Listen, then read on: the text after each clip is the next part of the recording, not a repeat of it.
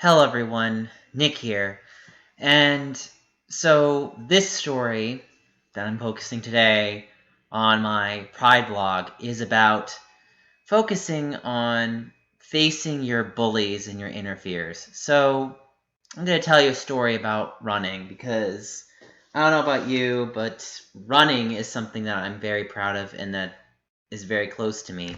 So when I was in cross country, and this was 2005, we took on this school, West Windsor South, and we're friendly with the schools. We have very good sportsmanship. Princeton High School was very.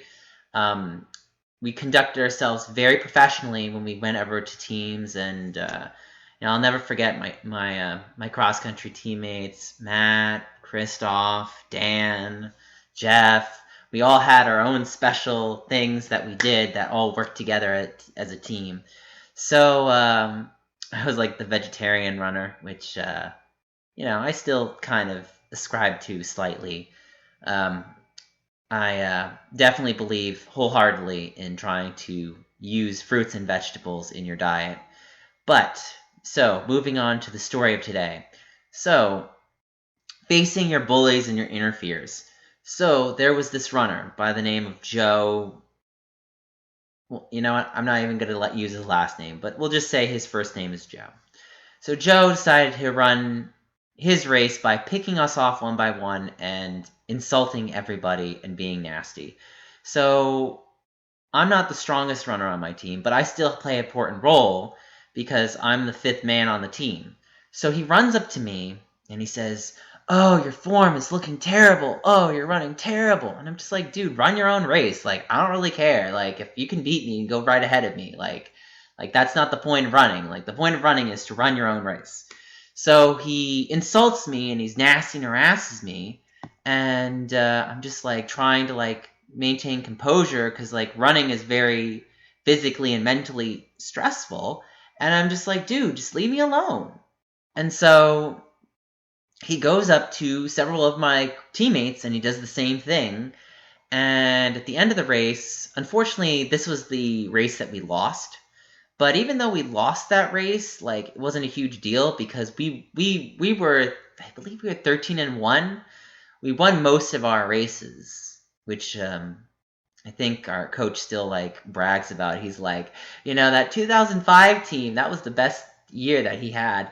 So, yeah, I'm getting sappy and sentimental.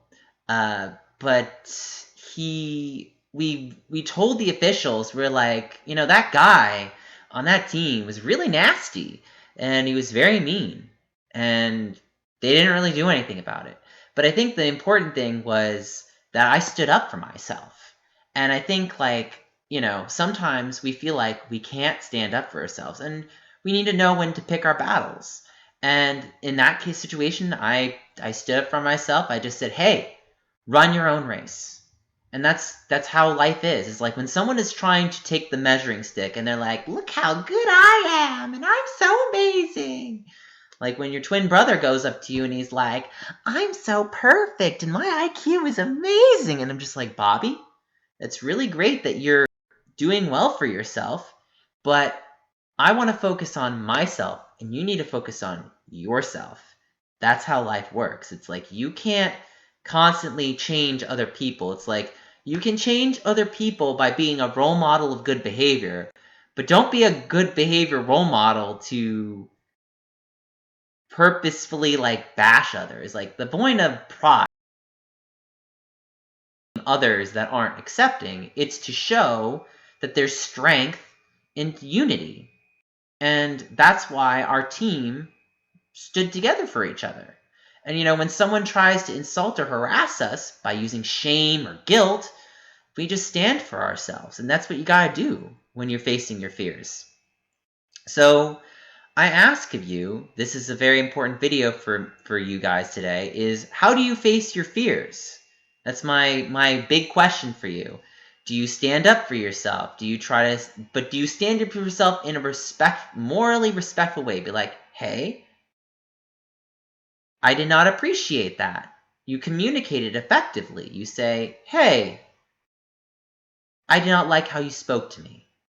sometimes you have to also know how to react to the situation to counteract with it.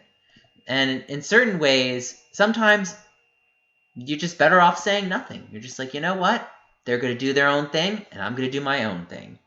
And that's okay too, because you want to know something?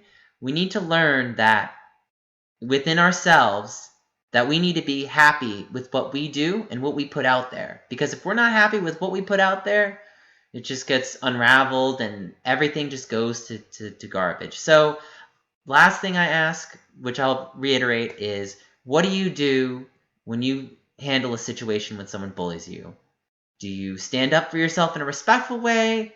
I would say last resort would be to fight. I would not, that would be a last resort. If you have to stand up for that in that regard, like you have to like take them to the cleaners, that probably means that the person is egging you on a lot and they're really trying to invoke a reaction. And you have to be careful of that. Because when people invoke reactions, sometimes they can get the nasty out of you, and you don't want that. Because I can definitely tell you, there's times when people can be nasty, and it's not fun.